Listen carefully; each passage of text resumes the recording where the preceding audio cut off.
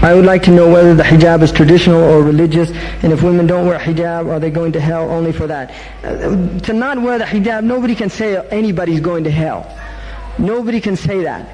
The hijab is shar'i. There's no doubt about that. It's not traditional. There are traditional forms of the hijab, which is a different matter. But the hijab itself, the covering, wearing the jilbab, it's part of our deen. And women that, if they're not doing it, they should just recognize that they're in a state of ma'siyah, like many things. For all of us are in a state of ma'siyah. We left jihad. We don't give our money for this deen. We don't do a lot of things that we should be doing. The ummah right now, we're all in a state of ma'siyah. And the woman taking off the hijab is only a symptom of a much deeper disease. It's a symptom of a much deeper disease. The woman was honored in Sharia by the hijab. The hijab, that is the illah of the hijab, that women are not treated as sexual objects. That is why Allah gave women a hijab, to honor them. If they choose to dishonor themselves, that is their choice. The idea of Muslims going and throwing acid on women, and this has happened, this is sick. This is just sick people. And the truth is, in an Islamic system, in traditional Islam in Medina, there were women walking around bare-breasted. And that is a fact, historical fact. And you can read it and look it up in the books. Sayyidina Umar radiallahu anhu did not allow the imam to wear the hijab. He did not allow them to wear the hijab. So there were uncovered women in Medina. That is a fact, historical fact. Muslims should get out of this obsession with women.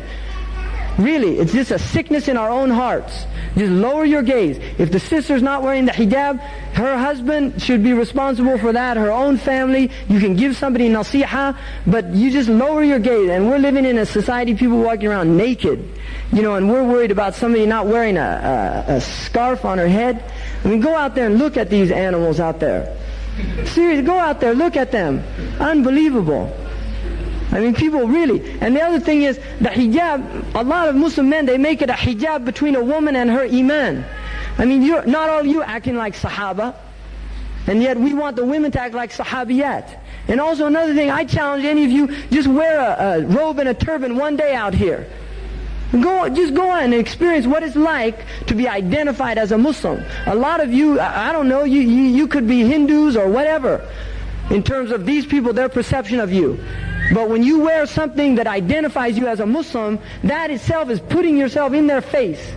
And for women, it's a lot harder because they have a stereotype that they're stupid, they're backward, they're ignorant, and that's the message that they're being given. They get stares, they get laughed at. Go out and experience that. You see, put your turban on, put your robe on, and go out and drive on the subway, get on the tube, and do those things, and just get the feel of what it's like for people to stare and look at you and do those things. We should have more compassion for our sisters. Wallahi, we should have more compassion for our sisters. And the reason why a lot of women leaving Islam is because we're chasing them out of Islam. And that's the truth. And every time has its place. We should know the time we're living in.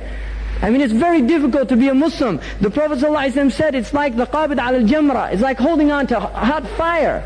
And we're in that time. If you don't think it, then you're just deluded. This is the age we're living in. So we have to have mercy on our sisters. Really, we have to have mercy on them, defend them and protect them. Because they're out there on the front lines, and there's a bunch of wolves out there. It's a society of wolves. And that's what they prey on, innocent people. And our women, they have a lot more innocence than their women. And they recognize that, and that attracts them, because they're sick. That attracts them. Muslim women have innocence, even the ones not wearing hijab and things, because they grow up in a cleaner atmosphere and environment. And we should do our best to protect that innocence and to guard those women. They're our responsibility. That's dhimma of the Muslim male, is to guard and protect his sister.